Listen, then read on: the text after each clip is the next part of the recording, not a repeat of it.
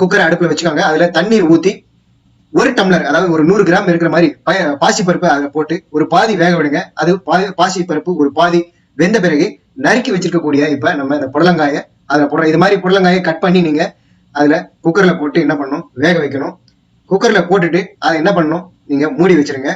அது ஒரு 2 விசில் வரைக்கும் இந்த குக்கரை விசில் விடுங்க. ரொம்ப விட்டுறாதீங்க, குழஞ்சி புடலங்காய் ஒரு தெரியாம போயிடும். ஒரு 2 விசில் விடுங்க. இந்த புடலங்காய் கூட்டுங்கிறது வந்து பாத்தீங்கன்னா சின்ன குழந்தையில இருந்து பெரியவங்க வரைக்கும் எல்லாரும் வெறுமனே சாப்பிடுவாங்க. சாப்பாட்டுக்கு தொட்டுக்கிறதுக்கு இல்லாம வெறுமனே சைட் டிஷ் மாதிரி, அதாவது ஸ்நாக்ஸ் மாதிரி சாப்பிடக்கூடிய அளவுக்கு இது வந்து டேஸ்டா இருக்கும். இப்ப இந்த புடலங்காய் பாசிப்பருப்பு ரெண்டும் குக்கர்ல இருந்து எடுத்துட்டோம். விசில் ரிலீஸ் ஆயிடுச்சு, நல்லா வெந்திருக்கு இந்த புடலங்காயும் பாசிப்பருப்பும். இதை இப்ப திருப்பவும் நம்ம என்ன பண்றோம், குக்கர்ல வைக்கிறோம். வச்சு அதுக்கு ஒரு 2 ஸ்பூன் எண்ணெய் ஊத்திருக்கோம். அதுல கடுகு, உளுத்தம்பருப்பு, கடலைப்பருப்பு போட்டு நல்லா வெடிக்க விடணும்.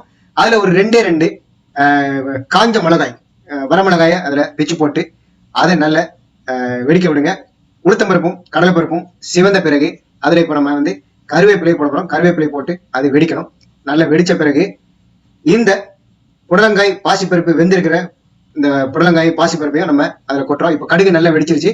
அதுல நம்ம இந்த புடலங்காய் பாசிப்பருப்பு கலவையை வந்து அதுல கொட்டுறோம். அதுக்கு முன்னாடி வந்து நம்ம இப்போ தக்காளி, அதுல 2 தக்காளி அது சின்ன சின்னதா நறுக்கி அதுல போட்டு நல்ல நம்ம அதை வதக்கிறோம். நல்ல தக்காளி வந்து மசியணும். இந்த தக்காளி வந்து பாத்தீங்கன்னா இந்த புடலங்காய் கூட்டுக்கு மேலும் டேஸ்ட் கொடுக்கும். ரொம்ப டேஸ்டா இருக்கிறதுக்கு தக்காளி வந்து எல்லாத்துலயும் நம்ம சேர்க்கலாம். தக்காளி பாருங்க நல்லா நம்ம மசிக்கிறோம். அது நல்லா வெந்த பிறகு அந்த கலவையில நல்ல எண்ணெயில போட்டு நல்லா வதக்கிட்டு அதுக்கப்புறமா நம்ம இதை என்ன பண்றோம், புடலங்காயை கொட்டணும். ஒரு 5 நிமிஷம் அந்த தக்காளி நல்லா போட்டு வதக்கிட்டு இப்ப இந்த பாருங்க தக்காளி நல்லா வெந்துருச்சு இந்த எண்ணெயில. இப்ப அந்த புடலங்காயை பாசிப்பருப்பையும் அதை நம்ம கொட்டிட்டோம். கொட்டி ஒரு 5 நிமிஷம் நல்லா கலக்கி அதை கொதிக்க விடுறோம்.